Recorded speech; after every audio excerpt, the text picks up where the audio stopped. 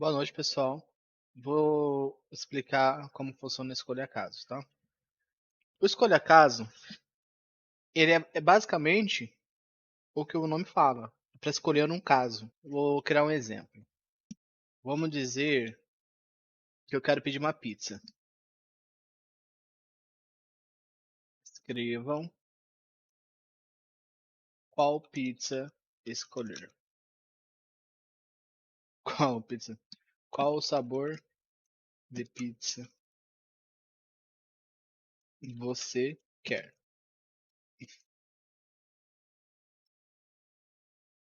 Deixa eu... Aí eu vou mandar um texto. Pode ser qualquer coisa, pessoal. É só para pegar aqui o exercício, né? Digite para calabresa, 2 para portuguesa ou 3 para frango. A gente tem dois comandos de saída com textos. A gente precisa criar um leia, né? Porque a pessoa tem que digitar uma resposta. Então vamos lá. Vou colocar um leia aqui e colocar X. Meu X vai ter que receber esses valores: 1, 2 ou 3. Tá. O que que acontece aqui? O X vai receber um desses valores, né? 1, 2 ou 3. Bom, para a gente abrir uma escolha com casos, né? A gente vai ter que chamar na sintaxe a variável x. Então, vou escolher, vou colocar a variável x, que é a minha resposta, né? E eu vou colocar agora os casos, né? Ou seja, tipo, quais são as opções e resposta que a pessoa lá da pizzaria vai receber. Então, a gente coloca aqui, caso um. Esse um aqui, ó, é exatamente, eu vou definir que se a pessoa digitar um, ela vai receber calabresa. Então é assim, pensa dessa forma. Se a pessoa escolheu um, então tem que ser calabresa. Então eu coloco caso seja um, então escreva pizza de calabresa. A gente tem mais duas opções, dois ou três. Então vamos fazer caso, né? Na linha de baixo. Caso seja número 2, escreva pizza portuguesa.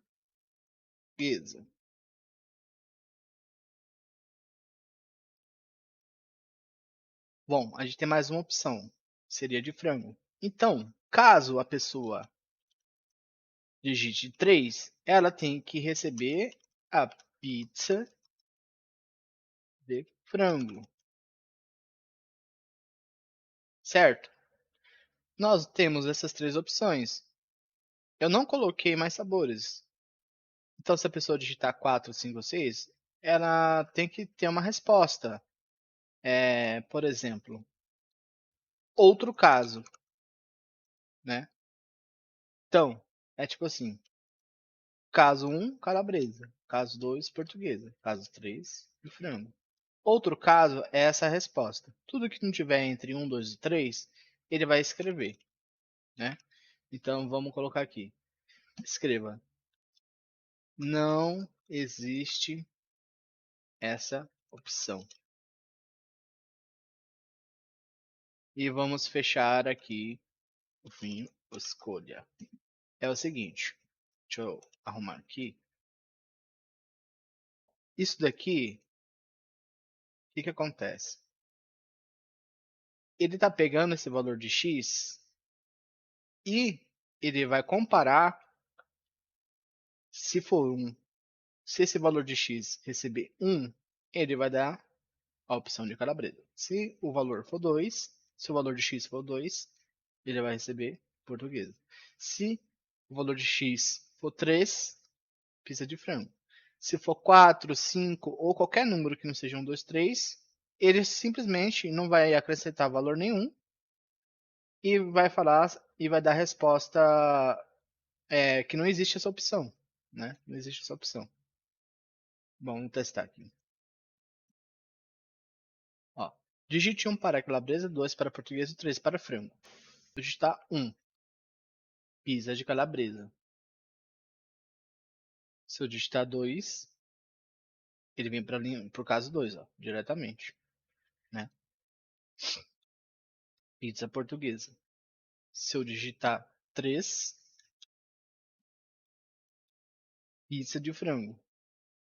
Então ele já vem direto no caso 3. Ele nem olha os valores que não deu certo. Por exemplo, eu colocar 50. Não existe essa opção, certo? Bom, é só isso o escolha caso, tá? É uma comparação de resposta com a variável que você escolheu aqui para definir o valor, né? Se for 1, pega. Caso for 1, dá essa opção. Caso for 2, faz essa. Caso 3, faz essa. Se não,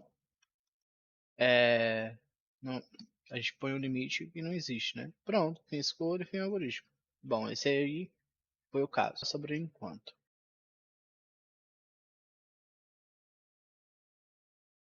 Aqui eu fiz uma variável x, né? Então eu tenho que dar um valor em x. E eu vou explicar o enquanto. Que é exatamente o que está escrito, ó. Enquanto, né? Eu colocar uma condição aqui para ela, né? Enquanto x for maior que zero, ele vai fazer isso aqui, ó. Escrever x é bom. Encerrei aqui, enfim, enquanto. E agora a gente vai ver o que que acontece, né? A variável, né, a condição aqui é que qualquer número de x que x receber que for maior que zero, ele vai ficar repetindo para sempre. Então eu vou colocar 1. Ó, podemos perceber que ele tá passando, ó, né? O que está acontecendo aqui? Enquanto 1 for maior que zero, ele vai escrever. Ele vai ficar repetindo para sempre. Aqui não tem a lógica aqui vai ficar para sempre, né? Então eu vou interromper, né? Porque fica por infinito. Não tá sem lógica nenhuma. Você tem que entender que quando isso aqui dá verdadeiro, ele fica repetindo. Não importa. Tudo que tiver dentro aqui desse fim enquanto ele repete. Por exemplo, eu vou fazer aqui uma lógica assim. Eu vou ler x novamente, né? O que que vai acontecer aqui? Ele vai olhar aqui se x for maior que zero. Se x for maior que zero, então ele vai escrever x é bom e vai fazer eu ler x novamente. Vamos ver? Vamos lá. Vou colocar um de novo. Ó, ele deu verdadeiro aqui. 1 é maior do que zero. Então, ele deu a marcação uma vez de x é bom. E marcou para mim dar outro valor x. Se eu apertar 1 de novo, o que que acontece? Ele volta aqui para essa lógica de x, né? 1 que eu digitei é maior que zero, então ele repete. Então, qualquer número que eu digitar maior que zero, vai ficar repetindo, certo? A condição para dar falso aqui é que se eu digitar zero ou qualquer número menor que zero, ele finalize. Então, eu vou colocar zero. Pronto. Ele finalizou, né? Que o enquanto possui uma condição lógica e dando verdadeira, ele vai ficar repetindo infinitamente, né? Quando ela for falsa, ela encerra, né? E esse é o enquanto.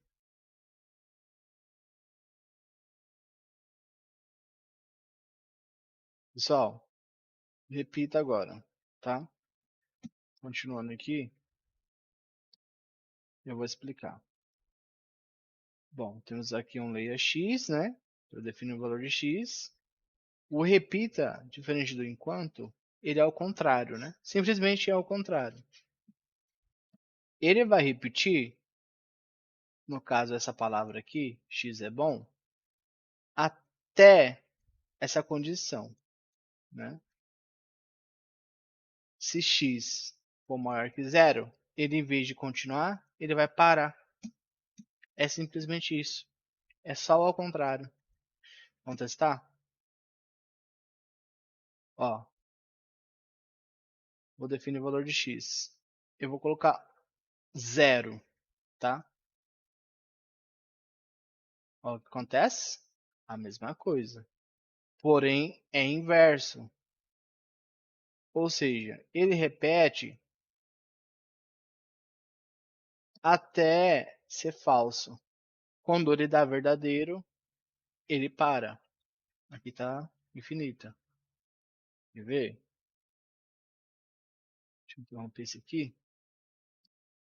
Executar. Ó. Se x for maior que zero, ele para. Ele escreve que x é bom, né? Dentro do repita o x fala que é bom. Porém, ele para.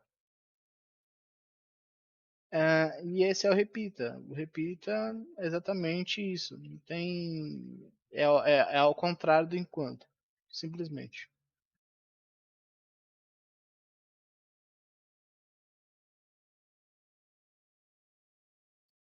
Agora vamos com a estrutura para, que é uma repetição definida, né?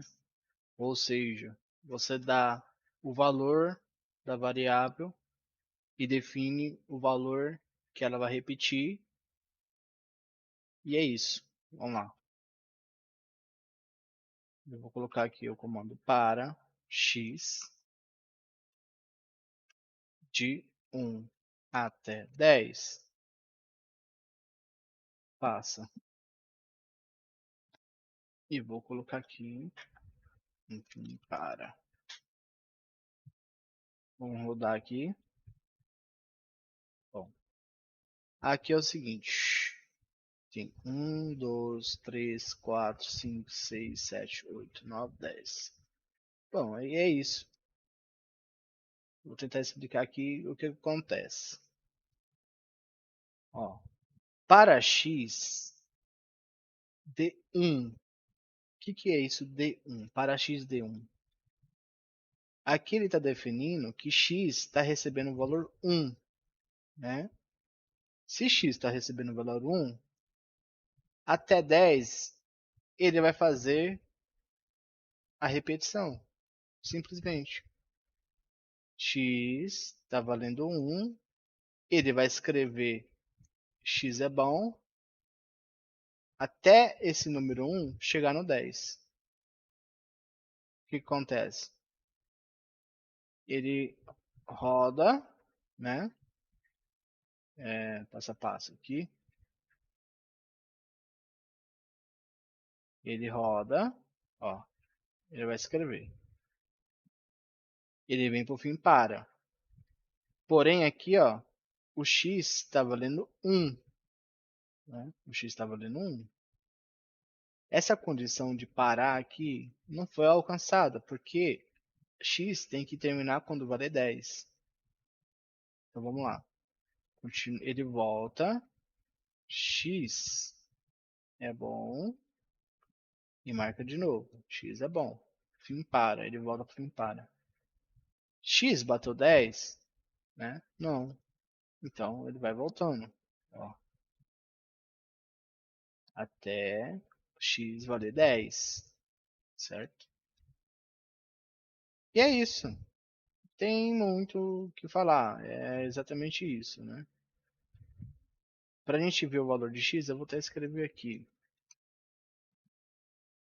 Aliás, eu escrevi aqui um texto. O valor de x é, né, um espaço aqui, e ele vai escrever o valor da variável x. Vamos ver? Acontece? Olha lá. O x aqui, na primeira vez que ele roda, vale 1. E ele vai até o 10. E é simplesmente assim, né? E essa estrutura para. Ele vai repetir com uma condição de repetição definida. Bom, e é isso, né? Essa estrutura para.